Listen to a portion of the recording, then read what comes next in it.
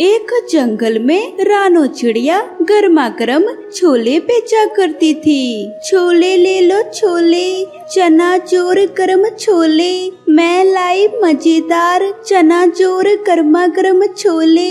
इसमें डला है बढ़िया मसाला, इसे जो खाएगा वो दिलवाला हो जाएगा। ले लो गर्मा गर्म चना छोला। रानो के छोले खूब बिका करते थे। जंगल में कोई भी पक्षी उस रास्ते से गुजरता तो वो एक बार रानो के छोले जरूर खाता था। वहीं पर कालू कौवा भी पापड़ बेचने आता था। कालू के पापड़ कम बिका करते थे, इसलिए वह रानो से बहुत चिढ़ता था। गर्मा गर्म छोले, हाँ सड़े भूरे छोले, पता नहीं कितने दिन पुराने बासी छोले उठा लाती है। मेरे छोले तेरे गंदे सड़े पापड़ों से तो अच्छे हैं। शाम को जब रानो अपने घर आती थी तो वो अपनी बूढ़ी बीमार माँ की सेवा किया करती थी और अपने अम्मा को दिन भर की बातें भी सुनाती थी। अम्मा, आज एक अमीर ग्राहक ने मुझे 100 रुपए की टिप दी है। ये टिप क्या होती है बेटी? अम्मा, जब कोई खुश होकर कुछ एक्स्ट्रा पैसे देता है तो उसे टिप कहते हैं। बेटी, तू अपनी शादी के लिए कोई लड़का ढूंढ ले, मैं तो कहीं उठकर जा भी नहीं सकती। अम्मा, पहले तुम पूरी तरह स्वस्थ तो हो जाओ, तब मैं शादी कर लूंगी। रानो की माँ का स्वास्थ्य दिन पर दिन बिगड़ता गया। एक दिन उसे अपनी माँ को लेकर अस्पताल जाना पड़ा। कालू कौवा यह देखकर बहुत खुश हो जाता है। रानो की अम्मा अस्पताल में है, वह अब छोले बेचने नहीं आ पाएगी, तब तक मैं छोले का धंधा जमा लेता हूँ। ऐसा बढ़िया मौका फिर नहीं मिलेगा। फिर कालू ने पापड़ बेचना छोड़ दिया और छोले बेचने लगा। लेकिन कालू के छोले का स्वाद पक्षियों को पसंद नहीं आया और पापड़ की तरह उसके छोले भी बहुत कम बिके। उधर रानो की माँ की तबीयत ठीक हो गई और वह दोबारा छोले बेचने आ गई। रानो के वापस आते ही उसके पास ग्राहकों की भीड़ लग गई। मैंने छोले बेचे तो किसी को पसंद नहीं आए और इस रानो के छोले देखो कैसे लपालप खा रहे हैं। इसे और इसके ग्राहकों को मजा चखाना पड़ेगा। फिर कालू चुपके से रानो पर नजर रखने लगा। एक दिन जब रानो अपने छोले की टोकरी रखकर टॉयलेट के लिए गई तो कालू ने उसके छोलों में खुजली की दवा मिला दी। उस शाम जिसने भी छोले खाए वह खुजली से परेशान हो गया। इस रानो के छोले खाने से खुजली हो रही है, आओ इसे यहाँ से भगा देते हैं, अब आएगा मजा। कालू ये सब देखकर बहुत खुश होता है और फिर सभी पक्षी रानो चिड़िया को वहाँ से भगा देते हैं। रानो चिड़िया नदी किनारे बैठकर रोने लगती है। अब मैं अपनी माँ का इलाज कैसे कराऊंगी? रानो चिड़िया ऐसे रो रही थी, तभी वहाँ एक बूढ़ी औरत आती है। बेटी, अपनी टोकरी से कुछ छोले मुझे दे दो, बहुत भूख लगी है। अम्मा, ये छोले मत खाओ, इनमें किसी ने कुछ मिला दिया है। मेरे पास 100 रुपए हैं, चाहो तो ये ले जाओ, कहीं से खाना खरीद लेना। रानो ने बूढ़ी औरत को अपना 100 का नोट दे दिया और फिर बूढ़ी औरत ने छोलों के ऊपर अपना हाथ रखा। फिर कुछ प्रकाश हुआ, वह बूढ़ी औरत चली गई। रानो चिड़िया खुजली वाले छोले लेकर घर पहुंची। उसने सारी बात अपनी माँ को बताई। ला बेटी, एक चम्मच छोले मैं खाकर तो देखती हूँ, पता लग जाएगा कि इससे खुजली हो रही है या नहीं। फिर लाड़ो ने एक चम्मच छोले खाए। छोले खाते ही रानो की माँ एकदम स्वस्थ हो गई। बेटी, मैं बहुत अच्छा महसूस कर रही हूँ और मुझे कहीं खुजली भी नहीं हो रही है। लगता है तुम्हें जरूर कोई गलतफहमी हो गई होगी। तुम इन्हीं छोले को कल दोबारा बेचने जाना। रानो अगले दिन ही छोले लेकर जंगल पहुँच जाती है। यह बात पूरे जंगल में फैल गई थी कि एक रानो जादुई छोले बेच रही है, जिसके छोले खाने से कोई भी बीमार ठीक हो जा रहा है। रानो के पास रोगियों की भीड़ उमड़ने लगी। लोगों ने उसे 2 गुने 3 गुने पैसे दिए और छोले खाए और सभी स्वस्थ होकर घर लौट गए। कालू कौवे को भी यह बात पता लगी। जादुई छोले, ये क्या पागलपन है, जरा मैं भी तो खाकर देखूं।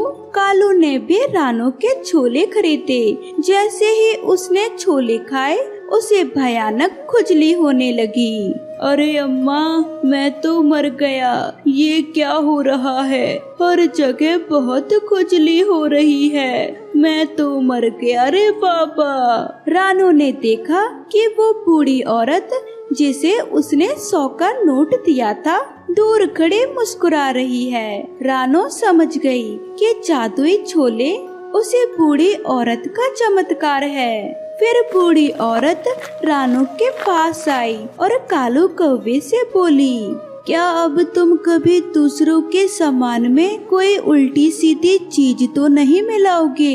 अगर तुम मुझसे वादा करो तो मैं तुम्हारी खुजली ठीक कर दूंगी। हाँ, मेरी खुजली जल्दी से ठीक करो, मैं वादा करता हूँ, आगे से मैं कोई ऐसा काम नहीं करूँगा। बूढ़ी औरत कालू कौवे को ठीक कर देती है और गायब हो जाती है। उस दिन से रानो चिड़िया अपनी अम्मा के साथ खुशी खुशी रहने लगती है और खुददार कालू कौवा भी खुशी खुशी रहने लगता है।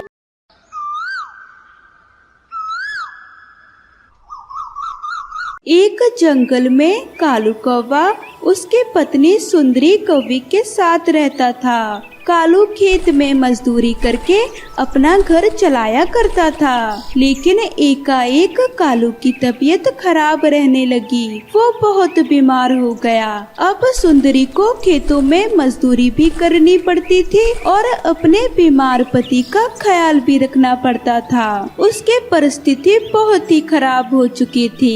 एक दिन कालू को देखने उसकी पड़ोसन रानो चिड़िया आती है। कालू भाई, तुम्हारी तबीयत तो बहुत खराब है, तुमने डॉक्टर को दिखाया या नहीं? दिखाया रानो बहन, पर फिर भी कोई असर नहीं हो रहा है। हम मंदिर में तुम्हारे नाम की अर्चना करेंगे, तुम जरूर ठीक हो जाओगी। ठीक है रानो बहन। सुंदरी बहन, आप अकेले पर घर संभालने का सारा बाहर आ गया है ना? हाँ, लेकिन अब घर तो चलाना ही होगा ना। सुंदरी बहन, मैं एक इडली की दुकान डाल रही हूँ, क्या आप वहाँ इडली बनाना चाहोगे, जिससे आपको अधिक पैसे भी मिल जाएंगे और आपकी आर्थिक परिस्थिति भी सुधर जाएगी। मुझे जो भी मुनाफा होगा वह हम दोनों बांट लेंगे। हाँ ठीक है रानो बहन। और फिर अगले दिन से सुंदरी रानो की दुकान में इडलियाँ बनाने लगी। जंगल के सारे पक्षियों को सुंदरी की बनाई हुई इडली बहुत पसंद आई। देखते ही देखते सुंदरी की बनाई हुई इडली पूरे जंगल में मशहूर हो गई। रानो की दुकान में रोज पक्षियों की भीड़ लगने लगी। दोनों सुंदरी और रानो खुश थे, क्योंकि दोनों का मुनाफा बढ़ता जा रहा था। कमाए हुए मुनाफे से सुंदरी ने कालू कौवा का अच्छा इलाज करवाया और कुछ ही दिनों में कालू फिर से पहले की तरह ठीक हो गया। ऐसे ही 2 महीने बीत गए और सुंदरी और रानो की दुकान में ग्राहकों की भीड़ लगी रहती थी और फिर एक दिन सुंदरी मन ही मन सोचती है, ये इतनी सारी भीड़ सिर्फ मेरी ही इडलियों के वजह से है, तो मेरे मुनाफे पर ज्यादा हक हुआ। रानो तो सिर्फ सामान लेकर देती है और ग्राहकों को इडली बांध के देती है, तो उसे बराबर का मुनाफा बिल्कुल भी नहीं मिलना चाहिए। शाम के समय जब दोनों मुनाफा बांट रहे थे, रानो बहन, सारी इडली मैं ही बनाती हूँ। अगर मेरी इडली इतनी स्वादिष्ट ना होती तो आपको इतना मुनाफा नहीं होता। वो तो है सुंदरी बहन, तुम्हारी इडली वाकई बहुत अच्छी है, तो इस वजह से मेरा मुनाफे पे हक ज्यादा होना चाहिए। लेकिन सुंदरी, यह गलत है। मैं भी दिन भर मेहनत करती हूँ, तब जाकर हम इतना कमाते हैं। मतलब हम दोनों ही बराबर मेहनत करते हैं, इसलिए मुनाफे पर हम दोनों का बराबर हक हुआ। नहीं रानो, आप गलत बोल रहे हो। अगर ऐसा है तो कल से आप कोई और इडली बनाने वाली रख लो। सुंदरी रानो से ऐसी बहस करके अपने घर निकल जाती है और अगले दिन से जंगल में 2 इडली की दुकान लगी। एक सुंदरी की, जहाँ वह खुद ही इडली बना रही थी और बेच रही थी, और एक रानो की, जहाँ एक दूसरी औरत इडली बना रही थी। सुंदरी की नई दुकान देख सारे पक्षी उसकी दुकान की ओर चले गए, लेकिन सुंदरी अकेली थी। वो इतने ज्यादा लोगों को अकेले संभाल नहीं पा रही थी। आखिर थक कर सारे पक्षी रानो की दुकान पर लौटे, जहाँ रानो हमेशा की तरह सभी ग्राहकों को अच्छी से इडली दे रही थी।